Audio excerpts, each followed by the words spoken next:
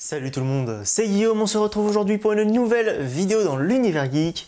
Aujourd'hui on va parler cinéma vu que je vais vous livrer un petit peu mes théories sur le deuxième opus du film Gladiator.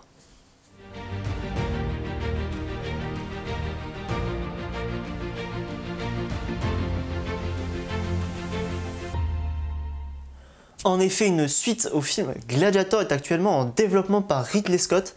Je voulais absolument en parler parce que Gladiator est mon film préféré dans toute l'histoire du cinéma. C'est le film qui m'a fait le plus kiffer. Et depuis que une suite a été annoncée, on a finalement assez peu d'infos, à part le fait que Lucius, donc l'enfant dans Gladiator 1, va faire son retour. Et que le film va être vraiment centré sur son personnage. On sait aussi que Maximus ne sera pas de retour, en tout cas le personnage de Maximus ne sera pas de retour, donc Russell Crowe ne sera pas dans le film. Mais en tout cas on sait qu'il va y avoir une suite à cette histoire et donc on va un petit peu théoriser, un petit peu voir de quoi ça va parler. Donc dans un premier temps, Lucius sera au centre du film, ça on le sait, ça ne fait aucun doute. Il y a plusieurs choses qu'on peut potentiellement voir dans ce film. Dans un premier temps, on peut voir tout simplement l'ascension de Lucius. On sait donc qu'à la fin de Gladiator, Maximus meurt et qu'il laisse le pouvoir au Sénat. Mais on peut se douter que Lucius va devoir un petit peu s'élever et du coup va devoir un petit peu prendre les rênes de Rome. Pas forcément en tant qu'empereur, mais en tant que personne influente à Rome, et on pourrait suivre du coup toute cette ascension là de un petit peu son adolescence et début de jeune adulte, qui pourrait vraiment explorer comment il va influencer les actions un peu politiques, dans les actions politiques un peu de Rome, suivre un petit peu comment il a été influencé par tout ce qui s'est passé dans Gladiator 1 et toutes ces convictions qui en ont découlé. On peut aussi voir donc des conflits politiques de par certains sénateurs par exemple qui peuvent pourquoi pas essayer de prendre le pouvoir, essayer un peu de s'imposer, de devenir un petit peu le nouvel empereur entre guillemets et essayer de contrôler Rome. On peut pourquoi pas avoir pas mal de complots politiques autour de ça, faire face à des menaces internes et externes.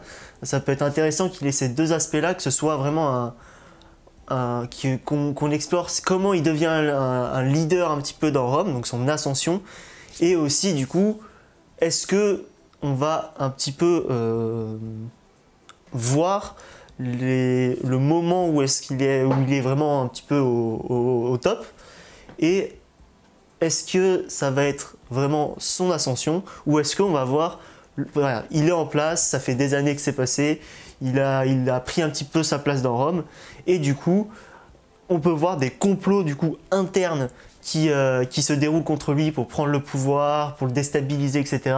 Mais aussi voir des menaces externes, qu'on ait un peu, pourquoi pas, du parallèle entre les deux, qui est, je sais pas, des barbares, vraiment un aspect politique purement interne qui ferait qu'il serait déstabilisé, et en même temps des menaces externes qui fait qu'il doit protéger Rome contre des attaques barbares en Gaule ou j'en sais rien, en Allemagne, etc. Je trouve que ça pourrait être vraiment intéressant de mélanger un petit peu ce côté menace interne, menace externe pour Lucius, voir un peu comment il gère tout ça. Et je pense en tout cas, ça pour moi c'est sûr à 100% que l'héritage de Maximus sera au centre du film.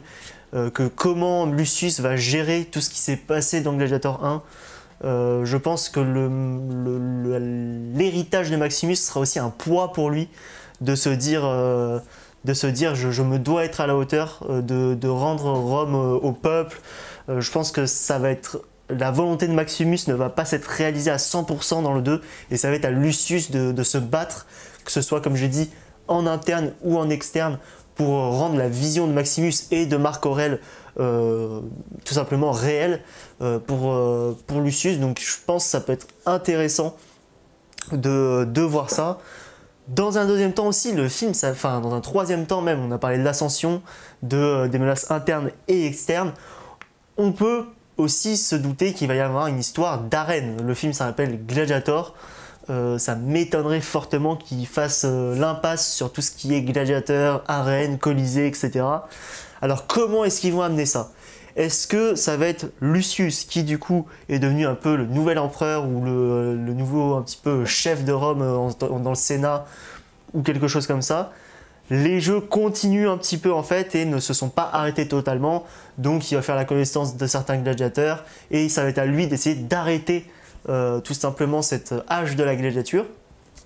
Ou est-ce que, à l'image de Maximus, il va devenir lui-même gladiateur? Ça, attention vraiment à ne pas faire de redite avec le premier opus. Le fait que Lucius soit un petit peu un cadre dans Rome, comme l'était Maximus, un grand général romain, ne pas faire attention de ne pas faire un petit peu une redite du parcours de Maximus, qu'on se dise ah, le film est bien, c'est joli, les chorégraphies sont belles, l'histoire en soi est belle, mais bon, c'est un peu la même chose que le premier. Ça, j'ai un peu peur de ça, parce que le film s'appelle Gladiator et que pour moi, il doit y avoir forcément cet aspect de gladiateur, de combat dans les arènes. Et si c'est Lucius qui combat, je vois pas vraiment ce qu'ils vont pouvoir amener de différent par rapport à Maximus sur cet aspect-là.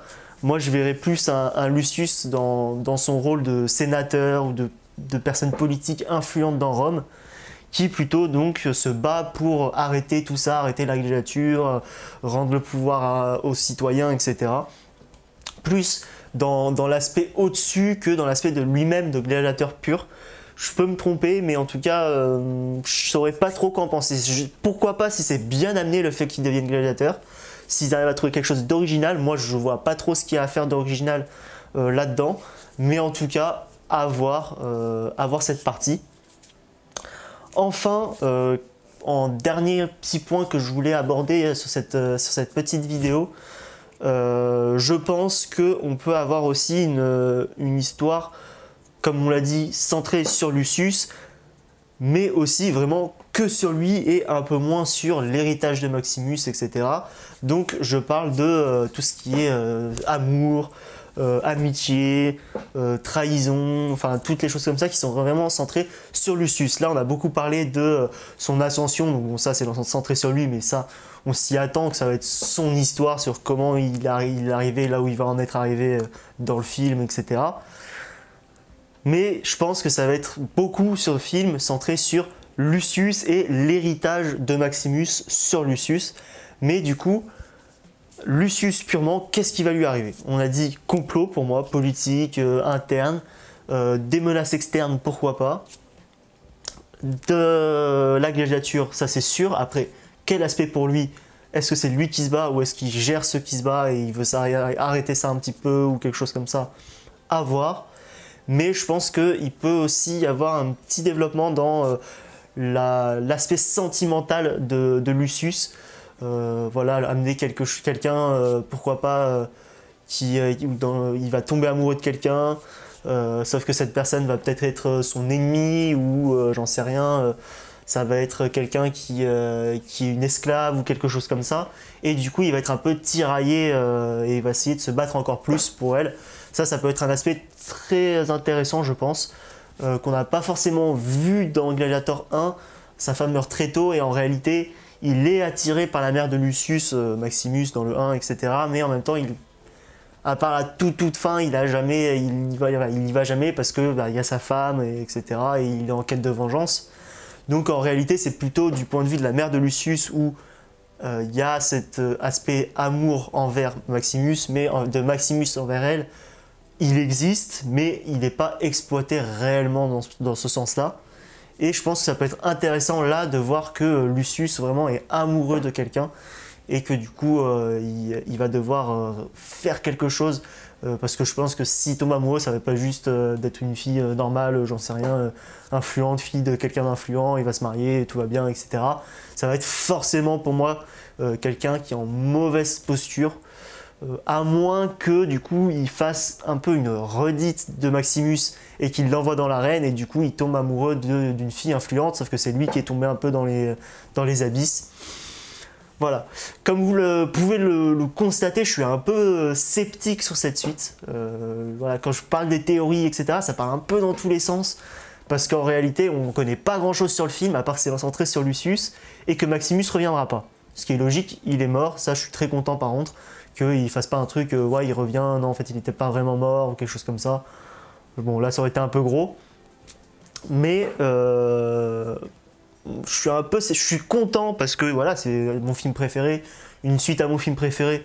Je me dis dans un sens, ok, pourquoi pas, même réalisateur, suite de l'histoire, à voir. Honnêtement, je suis pas en mode, quand ils l'ont annoncé, j'étais sceptique, mais j'étais pas en mode trop dégoûté, non, fait chier et tout ça. J'étais en mode, bon, sceptique, mais on va voir. Et j'avoue que en y réfléchissant un petit peu, de plus en plus, j'ai un peu peur que soit ça s'éloigne un petit peu trop de Gladiator purement, soit ça va faire vraiment une redite du premier film. Et ça, j'ai un peu peur de ça. Donc voilà. Vous pouvez me dire en commentaire, vous, les théories que vous avez sur ce film. J'ai hâte d'en savoir plus, d'avoir un premier synopsis. Je sais qu'il y a Denzel Washington par exemple qui va jouer aussi dans le film, donc on a quelques petites infos casting, mais on n'a pas d'infos sur le film en lui-même, sur combien de temps ça se passe après, qu'est-ce qui va se passer, quels personnages vont potentiellement revenir en dehors de Lucius. Donc à voir, j'espère en tout cas que cette vidéo vous aura plu. Si c'est le cas, vous pouvez laisser un commentaire, vous pouvez vous abonner, lâcher un pouce bleu, ça serait un énorme soutien. Vous pouvez me suivre aussi sur Twitter, le lien dans la description pour rien manquer de l'actualité jeux vidéo, cinéma, séries et animés.